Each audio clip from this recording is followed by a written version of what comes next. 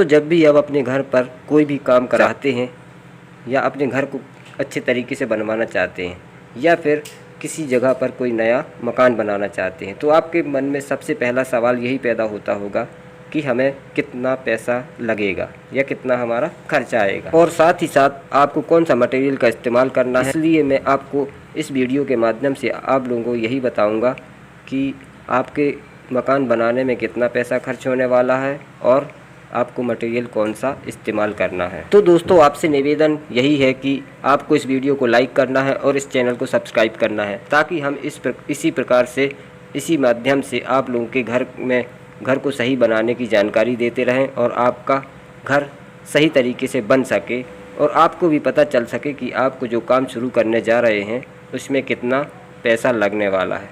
तो चलिए वीडियो की तरफ चलते हैं। दोस्तों, आपको मैं आज बताऊंगा कि 500 स्क्वायर फीट मकान में कितना पैसा लगने वाला होता है या लगता है, या कितना मटेरियल लगेगा। इस मटेरियल के हिसाब से आप अपने एरिया के हिसाब से इसका पैसा अपने घर पर निकाल सकते हैं कि इस मकान पर हमें कितना पैसा लगने वाला है। तो सबसे पहले हम मटेरियल की बात कर लेते हैं। तो सबसे पहले यही देखेंगे कि सीमेंट का बैग कितना लगना है। तो दोस्तों, 500 फीट के घर को तैयार करने में कम से कम 210 से 230 बैग सीमेंट के लगेंगे। और इस समय बात करें तो इस समय सीमेंट का रेट जो चल रहा है वह 400 के लगभग चल रहा है, यानी एक बैग का रेट जो होगा 400 समथिंग होगा। आपको अपने एरिया के हिसाब से कुछ और रेट होगा, लेकिन आपको अपने हिसाब से इसका पैसा निकाल लेना है, क्योंकि हमने यहाँ पर आपको यह बता दिया है कि 210 से लेके 230 बैग लगेगा। अब हम 400 का इसमें गुणा करेंगे तो 92,000 रुपये का सीमेंट लग जाएगा, और आप अपने यहाँ के हिसाब से रेट के हिसाब से अपना 230 में गुणा कर दीजिएगा, आपका पैसा निकल आएगा। आपको एक बात और बता देता हूँ कि जब भी आपको सीमेंट का इस्तेमाल करना है तो इसमें जो डेट होगी वह डेट आपको देखनी है। जो सीमेंट का बैग होगा वह 3 महीने से ज़्यादा पुराना नहीं होना चाहिए, यानी जो उसकी डेट है वह 3 महीने से ऊपर नहीं होनी चाहिए, क्योंकि यदि आप 3 महीने पुराना सीमेंट को लगाएंगे तो आपकी जो सीमेंट की स्ट्रेंथ है वह कम हो जाती है। इसलिए आपको 3 महीने पहले वाले डेट वाले सीमेंट को ही इस्तेमाल करना है। अब बात करते हैं सैंड यानी रेत की। 500 स्क्वायर फीट घर बनाने में हमें सैंड कितनी लगेगी, तो मैं आपको बता देता हूँ 1000 से 1100 CFT के आसपास, और इसका रेट जो चल रहा है 54 से 55 रुपये रेट चल रहा है। यह रेट आपकी सिटी के अनुसार कुछ चेंज होगा। तो यहाँ पर मैं 55 रुपये का रेट लगा रहे हैं, और आप अपने यहाँ पर जो रेट चल रहा होगा उसके हिसाब से लगाइए। तो यहाँ पे CFT में हम 1000 CFT में 55 का गुणा कर देंगे तो 55,000 रुपये रेत का खर्च आ जाएगा।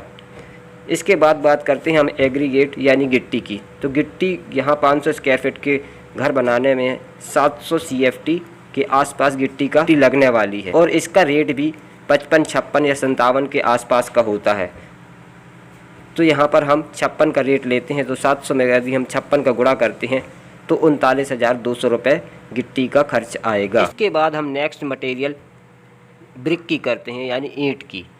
अब ईंट के लिए हम आपको यह बता दें कि यदि आप अपने घर पर दीवारें हैं वह 9 इंच की चारों तरफ से लगवा रहे हैं और बीच में 4 इंच की चुनाई करा रहे हैं, तो आपका मटेरियल थोड़ा कम हो जाएगा।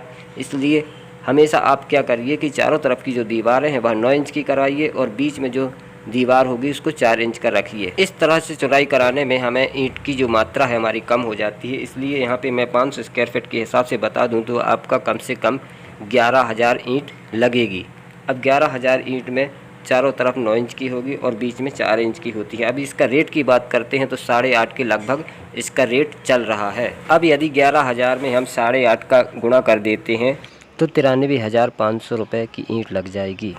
अब सबसे इम्पोर्टेंट मटेरियल यानी कि सरिये की बात करते हैं, जिससे हमारा घर बहुत मजबूत बनता है।